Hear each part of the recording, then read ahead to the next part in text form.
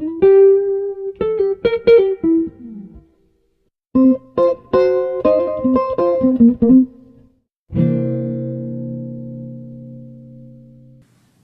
me talk to you a little bit about John, and Kieran.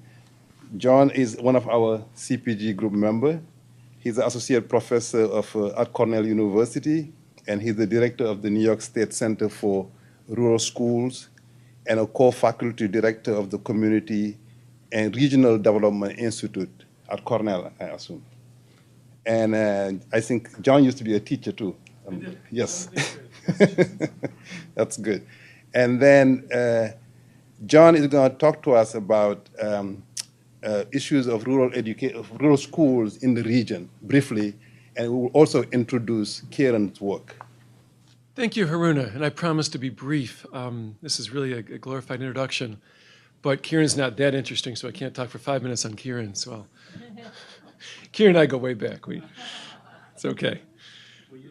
You should hear what he say. Should hear what he says about me. What I'm trying to do in the span of like literally 2 or 3 minutes is provide a broad context for the talk that Kieran will give today. And what I tried to do is just go through some data and look at what's similar, what's different across this region that the REL covers. You know, these 7 different states, which we have some very rural states, some very large populous states, and so forth, all around this basic question of the biggest cost in any given budget, and everyone knows this. You know, three-quarters of any budget are teacher salaries and benefits and so forth, and the rest of the personnel are above and beyond that. So when you talk about educational budgets, we talk about people. And so we start thinking about how we can invest, how we can understand in making our programs, our schools more efficient with higher quality people, doing more efficient and better quality work. We get into this issue of teacher labor markets and the hiring practices thereof. And so a little bit of conversation around the context of that work. If we look at enrollment change across these different states, very mild enrollment change. It's very subtle. The right-hand side of this, you see some percentages, and this is the most recent year of data and the change from the highest point of enrollment. Most states have lost enrollment, although you see Vermont has actually increased by 8% their steady enrollment growth in the rural districts over time. But Connecticut's been dropping, New Hampshire's dropping, New York's dropping, Rhode Island to a lesser degree. There's some issues in Maine, I think, with the data as far as when communities get small enough, the federal government reclassifies exactly how they are categorized, whether they go from a town to a rural district, and there's some issues there. But by and large, mild enrollment change, except for New York at the top of the chart in more recent years, where there's really precipitous drop. And we're seeing a real marked change in enrollment. Stable but large rural teacher labor force across the region. These are all the REL states. The Northeast REL states. And what stands out in this chart here, which I admit is not very interesting, but the number of urban teachers and the number of rural teachers across these 7 states is about identical. Okay, so when we talk in all the public policy conversations around quality of urban teachers, scarcity of urban teachers, the teacher labor market in urban areas, we have virtually the exact same number of rural teachers as we do urban. And then towns can be more rural and be a little less rural and more suburban depending on their context. And there you see the numbers there.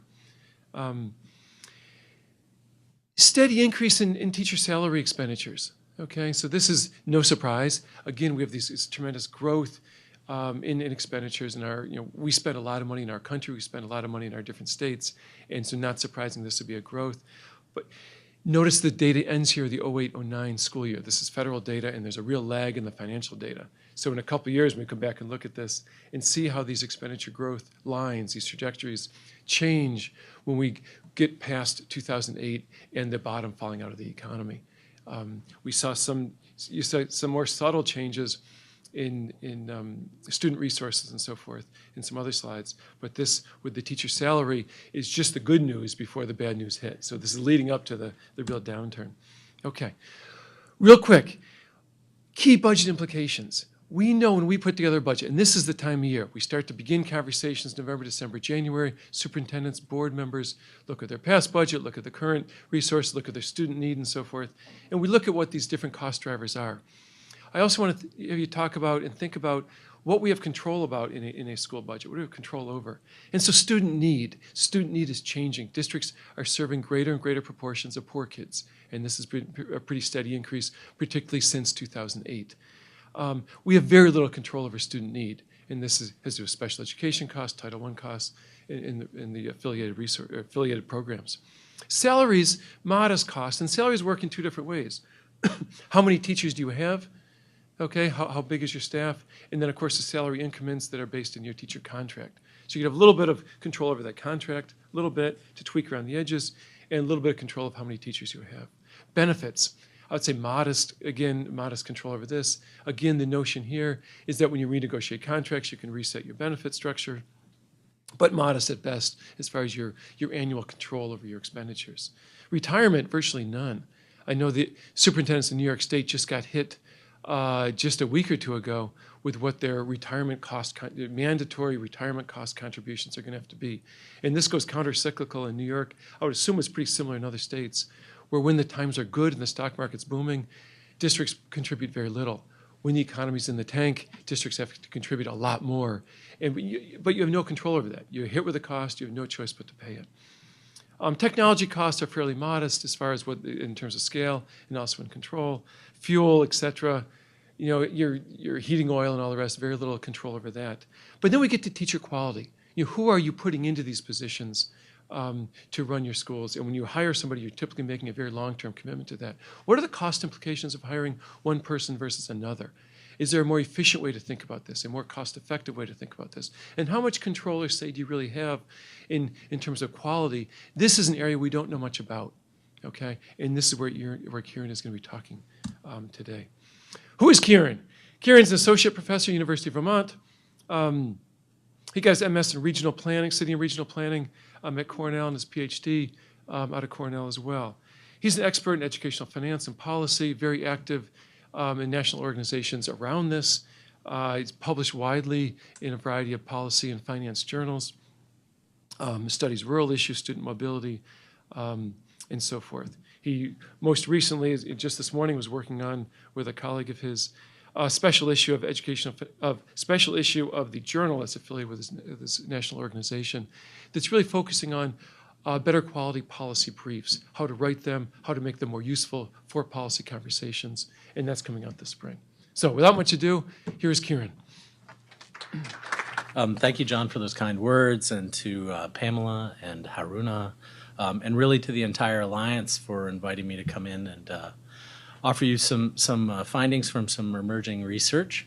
But I really appreciate it more so because I understand that this is the founding stages of the Alliance, that there are a lot of planning processes at work here, and that the core group members are still trying to shape the ongoing agenda and moving forward. And I couldn't be more pleased that a lot of this initial conversation is around a topic close to my heart, which is ed finance and policy, but school budgeting, school district budgeting, and questions about ongoing efficiency in schools. I like these topics very much, mainly because I find them to be so very challenging. These are not bell jar conversations where we can neatly summarize what's going on in our schools, but rather they present some rather intractable or very difficult challenges for students and families in our community. So I'm very pleased to be here, so thank you. I'm going to pick right up on where John left off in talking about a subject related to teacher quality. We have, as scholars and practitioners, been interested in obviously trying to improve the average quality of teacher placed before our children, right? As a parent, that's of penultimate interest to me. As a former school teacher, it remains an interest of mine.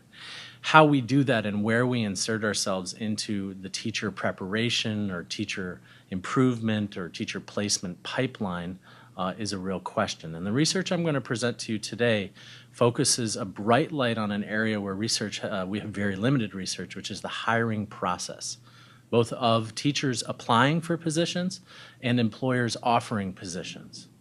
And what we find, what I'm going to show you today, is some new findings related to what we know is now a very difficult sorting process that first emerged out of research in New York State about 10 years ago. Why is this an ed finance and policy question or related to school budgeting and finance? Well, we know, as John hinted, and I'll show you some data in a minute, the overwhelming majority of expenditures for schools come from questions about salaries and benefits. This is a standard, okay? This has not moved very far at all. We also know that this major expense is our major link into teacher quality, okay? And that the majority of shifts in any one school or a school district in an average, however we measure teacher quality, okay, occurs at the moment that teachers either attrit out, they leave, and or come in. The performance gains through things like professional development, of which many of us are involved, are smaller compared to that moment of departure or entrance into a school district. So it places a greater emphasis and interest on those moments of change, right, where new teachers come in or teachers exit.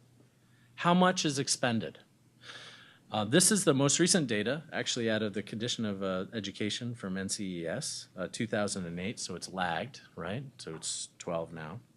But what we see here in these columns under salaries and benefits are the percentages of current expenditures related to salaries and benefits. And so the storyline nationally is, just under $350 billion expended in FY 2008 in terms of current expenditures.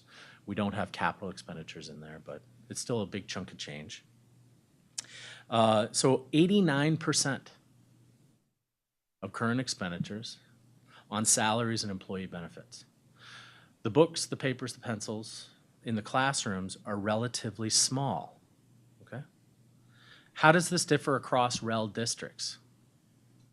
The upshot is not much, with the exception of partners in Puerto Rico and the U.S. Virgin Islands. The range is 62% of current expenditures for salaries, and a high of 65% in New York. And you'll see a little shift in benefits as well. My research has not focused much on Puerto Rico or the Virgin Islands, but I would encourage you to keep an eye on these partners as well, because their patterns of salary and benefit expenditures are very different from the national pattern for maybe some underlying ed finance reasons. But the amount spent, for example, in Puerto Rico is not small at all, okay? It dwarfs that of Rhode Island, Vermont, and Maine, and New Hampshire. Okay, so just to keep them in the storyline, and also try to elicit a free vacation to one of those two places. That was a joke, but I thought it was a good one on my feet. So, why continue to focus on this? Well, it's not just the amount spent on salaries, but it's really the benefits. Researchers have been very interested in the storyline around benefit packages in education, not just for healthcare, but also for retirement. Lots of questions and emerging conversations, from how do we move away from or towards a tighter single salary schedule, or move away from that to something like a pay-for-performance system, pension compensation schemes that are very challenging from a district perspective to manage, and or from a state perspective to fund. I'm going to direct you to a special issue of the Journal of Ed Finance and Policy that focused entirely on pension schemes, co-edited by Michael Podersky out of Missouri, for probably the most current summary of what we know about pension compensation schemes.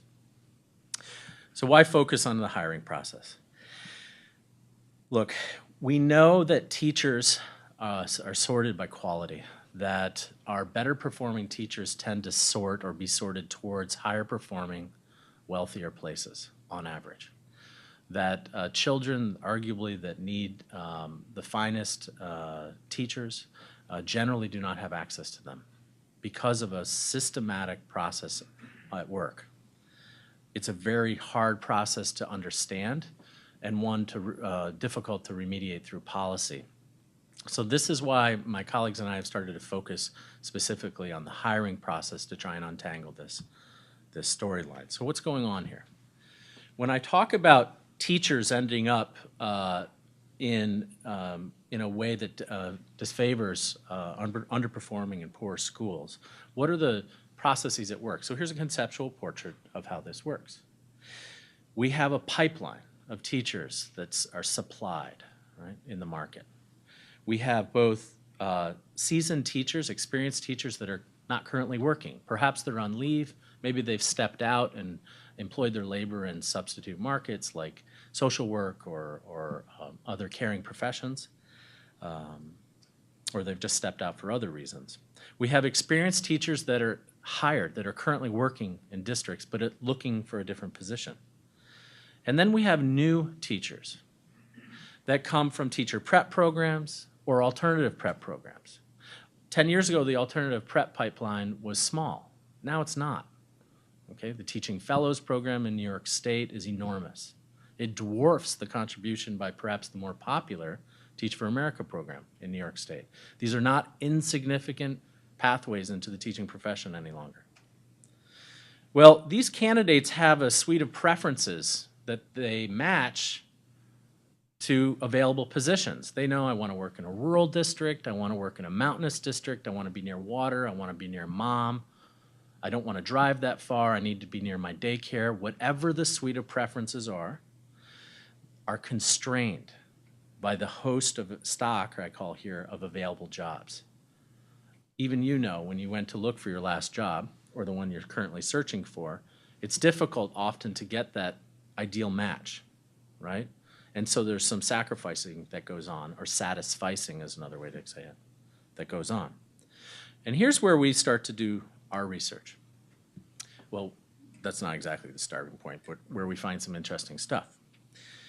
Teachers need to take these preferences, look for the stock of available jobs, and then try to identify how to match their preferences to those jobs.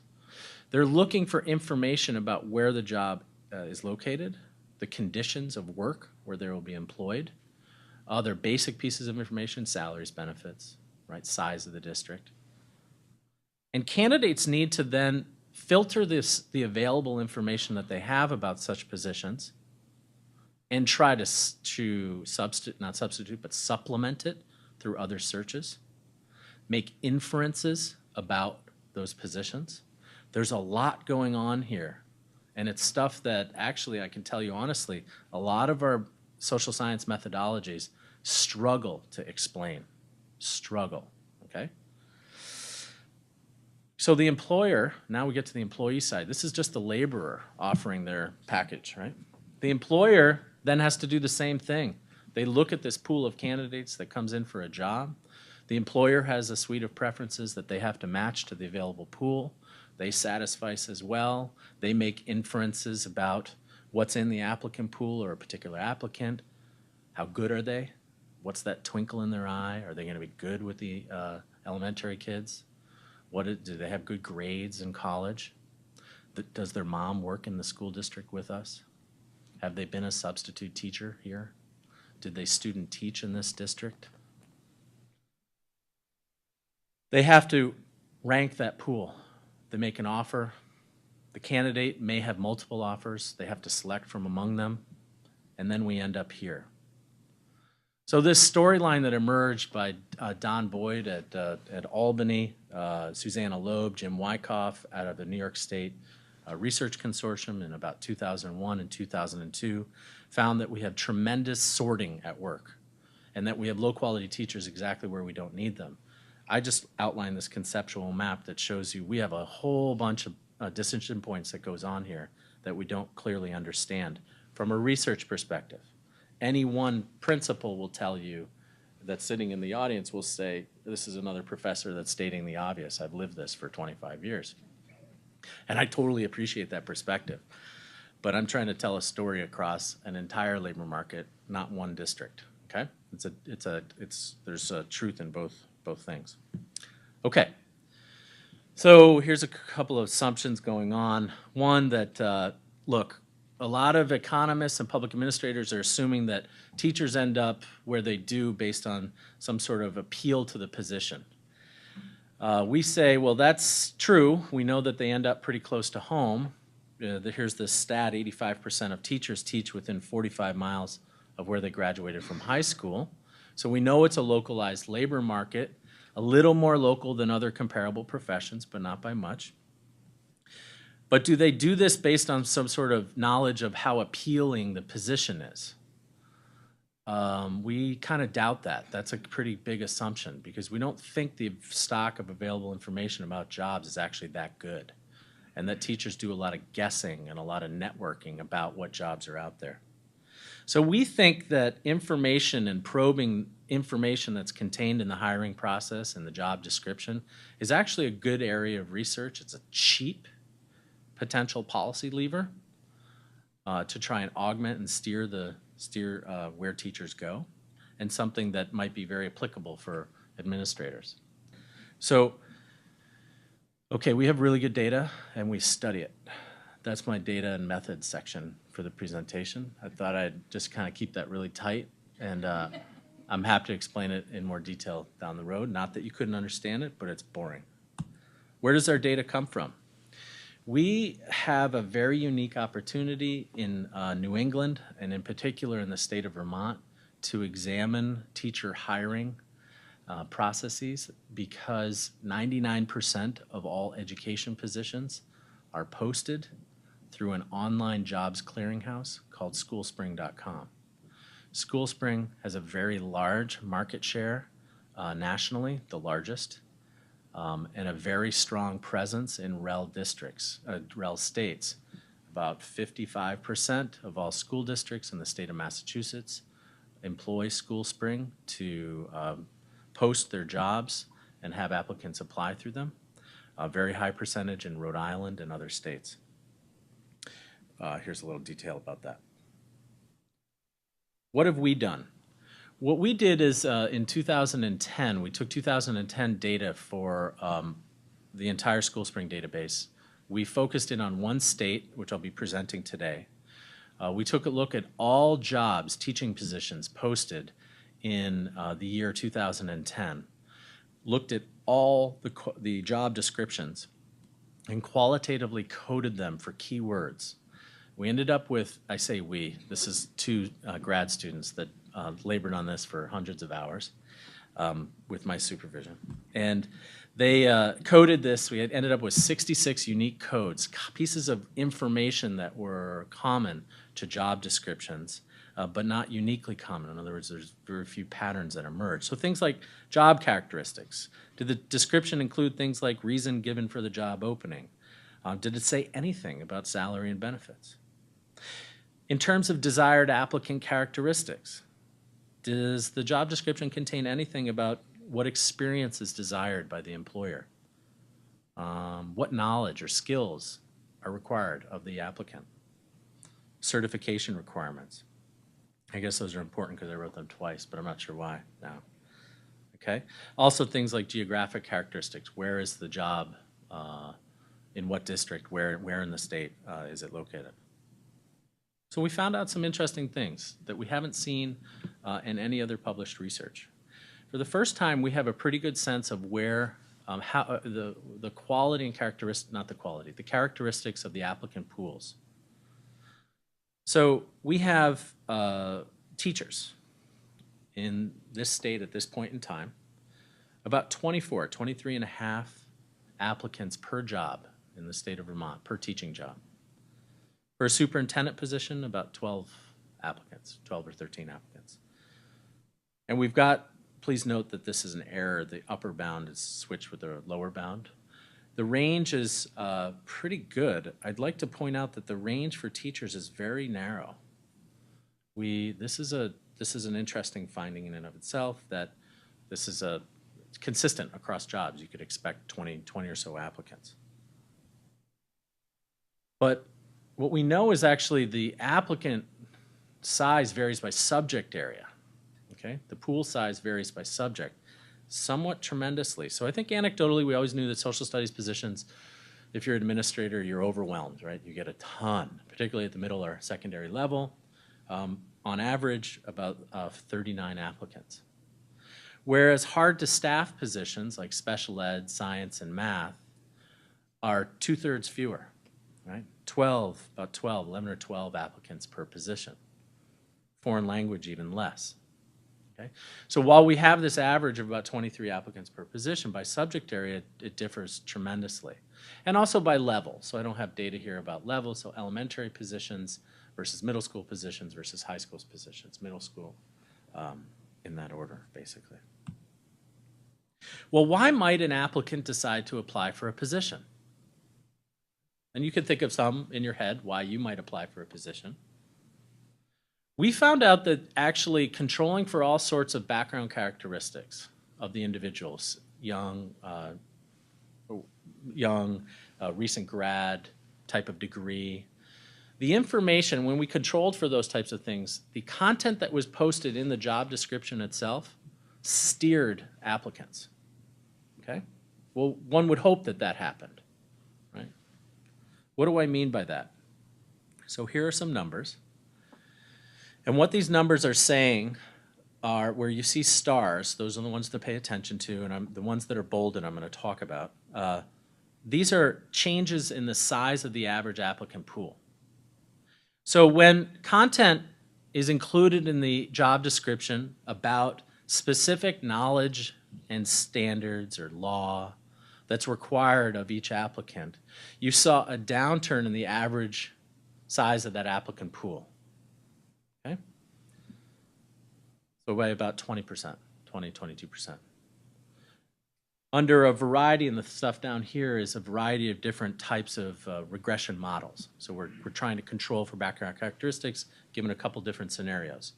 And so it's nice that over 4 different types of models we start to see some similar patterns emerge, that knowledge matters, and specifically these measures seem to matter. In a few minutes I'm going to show you extracts from job descriptions exactly, showing you qualitatively what these key terms mean, or concept areas. When content is included that describes the characteristics of children, we see a large downturn in the size of the applicant pool. And this is a little disconcerting and still hard to disentangle. And I'll explain why I say disconcerting in a second. But when information is given about why that job is open in the first place, you see an uptick. So there's something about the nature in which jobs are being presented and how employers are talking about their positions or presenting them externally that seems to resonate with this broad labor market and increase or decrease the number of applicants in a position. So a minute ago I talked about specific knowledge. Well, this makes sense, right? Can the candidate integrate technology into a lesson? Are they knowledgeable about responsive classrooms or connected math being a particular curricular initiative, or response to innovation, a current buzzword, but a whole battery of techniques involved in differentiating instruction for special children, for all children. Okay? Well, this makes sense. And so when any one of these is in the job description, you're losing 25% of your applicants. Yep. So this creates a winnowing, this creates a filter, right? Information is a filter. Specific knowledge of and laws. Start with the last bullet. Knowledge of Vermont's curriculum framework and ability to create interdisciplinary units. That sentence or a sentence like that on average decreases the size of the applicant pool by about 25%. That's great if you're looking for somebody with that specific knowledge. That's bad if you're trying to bring somebody in that doesn't have that particular knowledge. Right? My guess is anybody outside of Vermont is going to struggle to know what our curriculum framework is like. I don't even know it, just to let you know. Okay. Group characteristics of children. So the question that comes to mind is, we already saw that the average size of the applicant pool for special ed positions was really quite low. So when we have this finding that says group characteristics of children, to the extent it's mentioned in the job description, drives down the size of the applicant pool, are we really just picking up a special ed effect? I think we probably are a bit, but there's other content that emerged qualitatively that's unrelated to such things. And so you would say probably what's at work here is that applicants looking at places to sell their labor to get a job, and if they're comparing 2 places to work with equivalent salaries, on average they're going to employ themselves in places that are easier to work. Okay? That's what this storyline is saying. But who's being disenfranchised by such conditions? Well, when you have places that say we have a diverse population of students, we need teachers that can employ a variety of strategies to diverse learners, et cetera. Okay. Why might an applicant apply for a position? Controlling for all of their background characteristics, we find something, again, that's been found in other related literature, but we're using a different database and a different way to look at it to reinforce the importance of distance. Distance matters in teacher labor markets. Don Boyd, Susanna Loeb, Michelle Reiniger, Luke Miller, in particular for rural school districts, have all found that teachers tend to teachers end up working in close proximity to where they graduated from high school. That teacher labor markets are on average smaller than comparable or substitutable professions like nursing, social work, computer tech, things like that. What we find in our data set is that starting to get some reinforcement of that. Most applicants, okay, on average apply within a distance shorter than 43 miles from where they currently reside to where the application is located. I'm sorry, where the job is located. And this is not as the crow flies across mountains. This is actually a mileage estimate using road time, both travel time as well as distance. So we did some geocoding to figure that out. 75% of all applications occur within 152 miles.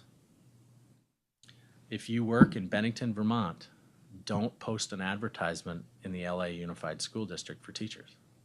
The likelihood of getting an applicant is very low. Okay? Post in the LA Unified School District if you're looking for an LA Unified teacher and you want to devote some resources to that. It's decision points. You know, you need to know how strong the current is when you're working at this. How likely is that an applicant will apply for a job based on distance? Well, it's an interesting story. It decreases, the likelihood decreases as one moves away from the position. So the x-axis is distance or travel time. It's actually travel time, but they're correlated. And then the probability of applying for a position. The probability decreases as one moves further and further away from that job up to about 120 miles, and then starts to increase slowly. And it actually goes like this, out. But remember, by 150 miles, 75% of all applications take place. Okay? So we got a little what's called a non-linearity, which we're trying to understand better. Now here's the interesting finding, okay? So before this, remember all the research and the economic talk about this is that this sorting occurs based on the employee's preferences for jobs. I want to be close to mom. They're not really saying that, but they want to be close to their friends and their family, which is okay. It was important for my personal decisions as well. But that's not also what we found. We found that actually what's happening is that employers are reinforcing this labor market pattern by granting preference to those that are more proximate to the jobs in the hiring process. Distance matters to employers too. The social reproduction of teacher quality is both driven by the individual selling their labor, the teachers, as well as the employers. We know this because the average distance that a candidate is willing to travel by subject area, and I know that's small to see, is not that different. An English language arts teacher, assumably at the middle or high school level, on average travels about 100 miles. Okay? A science teacher, about 85 miles. We don't have a lot of variation here.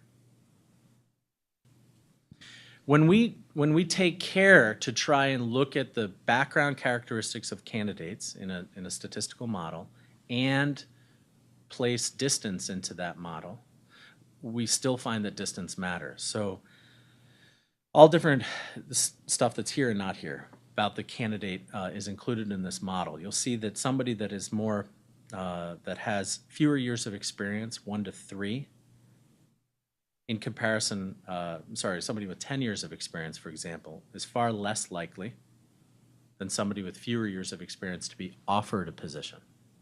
Well, that actually kind of makes rational sense if you're an employer and you've got 2 certified teachers to fill a position, and one is seasoned with 10 or 15 years of experience, and one has 1 year of experience or no experience. They're going to step in at different parts of this salary schedule, and if you got to put somebody in, and that's your concern and budget's a concern, you might go with the less experienced person. Holding that constant in our model, we find that distance matters tremendously. Do you see this circled amount here, and it's decreasing? These are probabilities. So as that number gets closer to 1, it means more likely. Anybody that is in the 2nd, 3rd, or 4th quartile as a distance from the job is far less likely to be offered that position.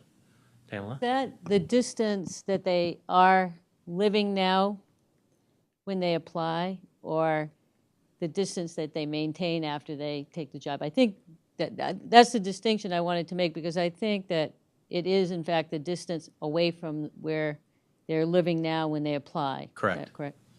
Yeah. But the important thing here is that I'm trying to distinguish is this is not just the application behavior now. So these are job offers. So this is, does candidate proximity matter to being extended an offer? And the answer is yes, very much so. That as one moves further and further away, they're less likely to be offered that position. So here it is displayed this way. This is the likelihood of an employer extending an offer, which decreases consistently between 1 and 100 miles. Okay?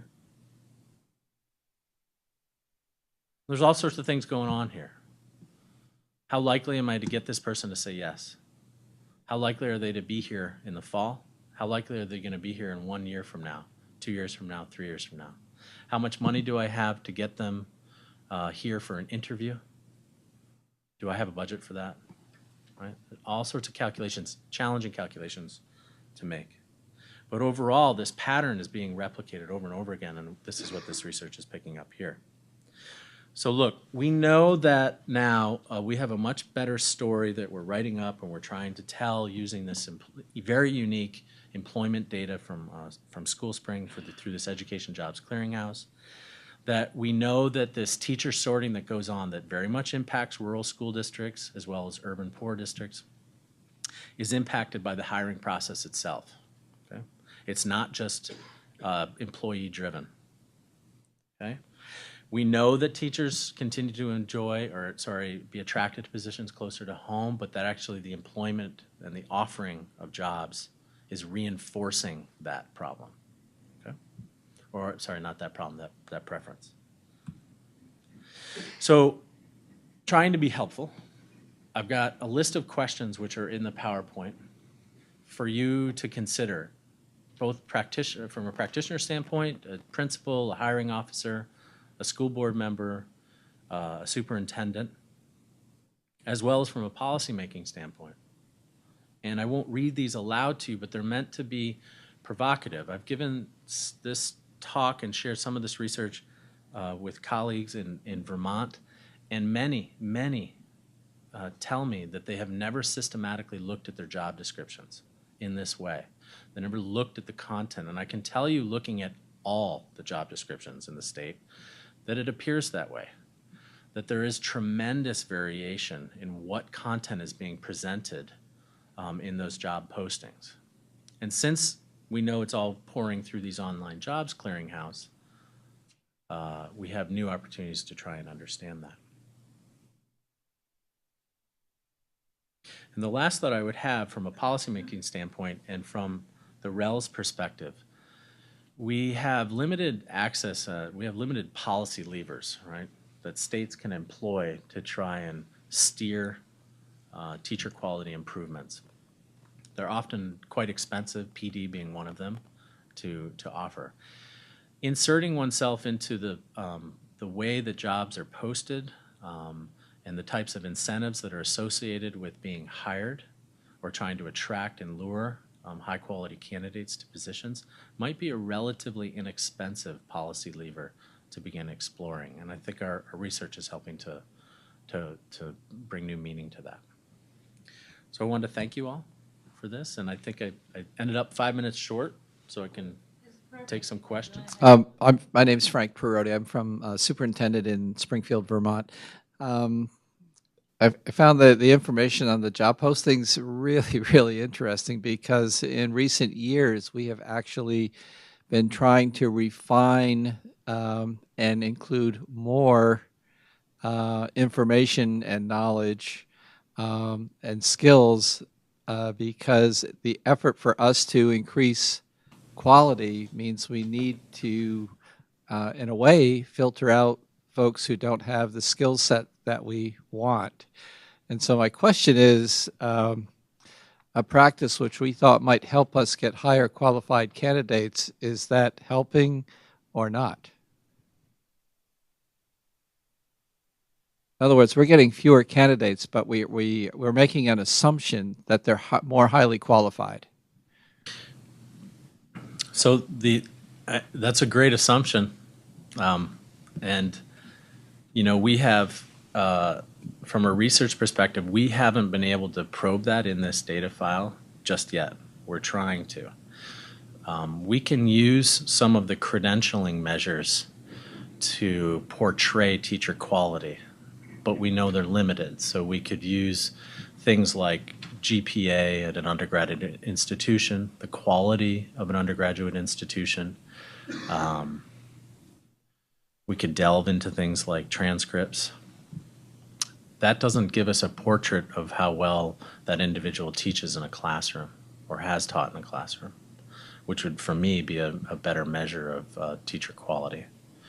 The praxis scores, the teacher test scores that are included in this data file vary because they have not been standardized by the state. So where the state would accept things like GREs or SATs and even praxis scores for teacher certification, creates sort of an apple-oranges comparison for us as researchers across the state, and I assume for you as a hiring administrator. But I will say this. I think the more refined job description that's information rich about where the job is located is better.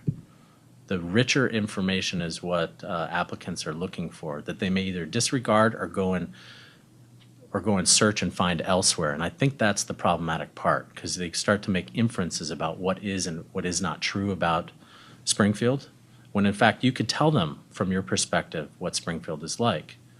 This is the community, this is how big it is, these are some of our economic issues, this is our context of the school, this is where the school is located, this is how stable the school administration team is, this is the team you'd be working on. All that type of information really does matter, we know from the research literature, to applicants.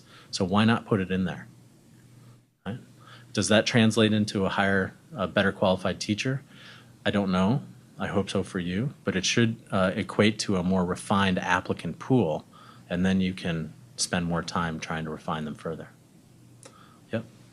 So from New York, and we have a parallel sort of tool to SchoolSpring that doesn't necessarily enable the depth of information that you just suggested could be helpful in attracting the qualified candidate. Yep. When you were doing this research, where you learn about the district and how you apply may not be the same thing. Mm-hmm. And I'm curious whether there was any, I know it's another variable to consider, but any reference to, we always try to drive applicants to our website. Yes. Because that is chock full with everything you would want to know about the place to which you hope to apply. Did you get any sense about the application tool and the other sources of information? So the quick answer thing is, we got a little uptick in a model where the website was included in the job description. We got a hit. It boosted applications through this online service. Okay, so the presence of a website did do that. There's a lot of assumptions going on there, though, that I would encourage you to think through. Placing the website in there allows an applicant to go then to the Springfield School District website, and then they're searching for their own information and queuing in on information that matters to them. And I'm not so sure that that's the best way to present the district to somebody, is let them sort of study and draw their own inferences about it. You may want to be more specific about what's relevant information about that job. Does that help? Here's one. If I understood you right, one of the things that limited the applicants was the group characteristics of children. Yep. So what I take away from that is, don't advertise that you're 50% free and reduced lunch. Don't advertise that you're, rural farm community, that you're going to lose applicants. Too much information limits the pool that you're getting. Am I reading that right? You end up in the same position as Frank, with maybe having a smaller applicant pool that's more specific for that job. So the part I find worrisome is that maybe applicants are queuing in on the challenge of teaching particular sets of children.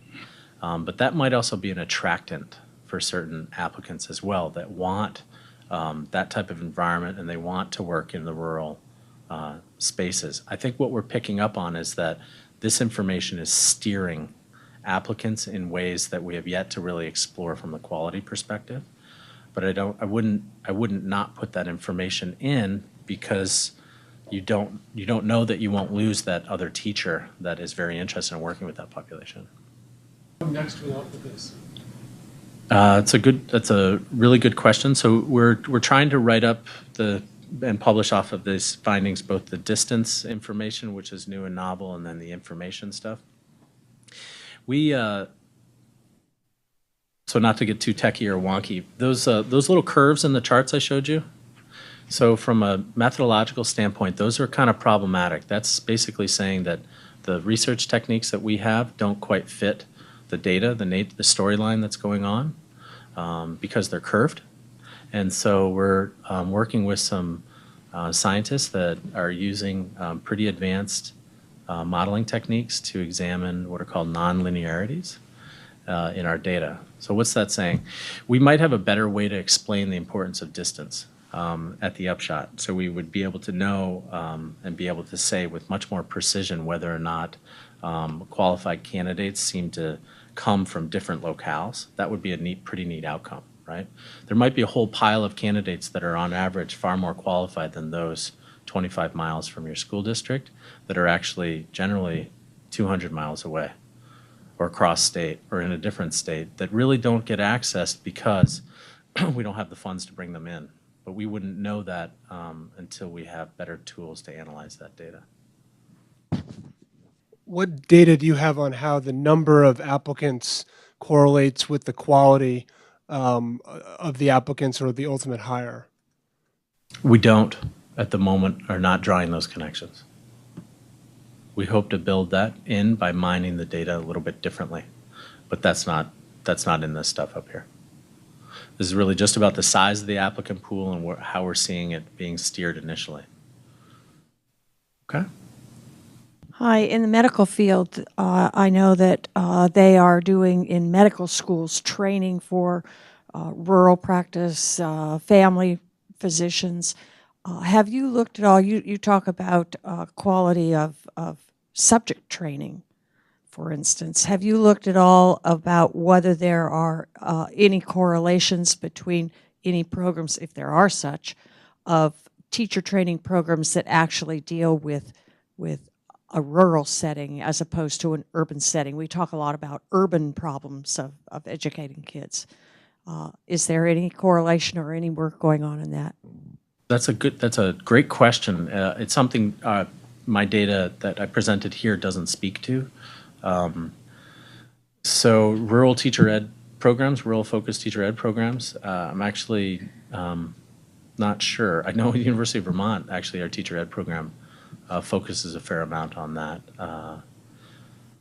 But I do know just anecdotally that we struggle to place students in rural school districts initially as well. So I don't have much to Mary, I was just going to say there is a study that was done out in the Midwest about training teachers specifically for working in those types of schools. And I think some of them are the state colleges right around that area, and we could do a little research with the REL and find that research for you. But they did look at those programs specifically trained for what the realities are of rural schools were much more successful. There was a longer retention in those schools if they were prepared for what that reality was. And if you remind me, shoot me an email and we'll see what we can find about that research. But I remember it being. I've worked with the New York Comprehensive Center on this with urban teachers in New York. So we're trying to pull that information. We have the information. We deal with the rural ed, and we talk about you had a slide on knowledge of standards and law. Uh-huh. Have you done any studies on what the pre-service teacher training programs are that match the needs of the local district, or local districts, or school districts, in not any one district, but if you come out without the knowledge of standards-based curriculum, it would seem to me that somewhere along the way, that may need to be addressed through research saying we have a disconnect between the post-secondary system and the receiving school districts. I would agree, and that would seem to create a miss. I think what our data are saying is we have this. We labored to try and tell this qualitative story very carefully and then integrate it into a quantitative analysis as well. And that we've taken great care to do. I think what's so useful about that in this presentation, to answer your question in part, is that we know that specific information that employers present about their desire to have candidates that have subject area expertise and knowledgeable about specific curricular standards, general curricular standards and then specific curricular standards. But when you start to have very specific knowledge bases required, that it seems to steer applicants in a unified way. And that's an important finding in and of itself. So it might be doing the way employers are applying or creating these positions, it might be doing exactly what they want to do in terms of limiting the size of applicant pools, but we still don't know whether that's for the better, right? It's good. I'll be around. I'll be around all afternoon, but there's 3 other presentations, so we want to give them time. Okay.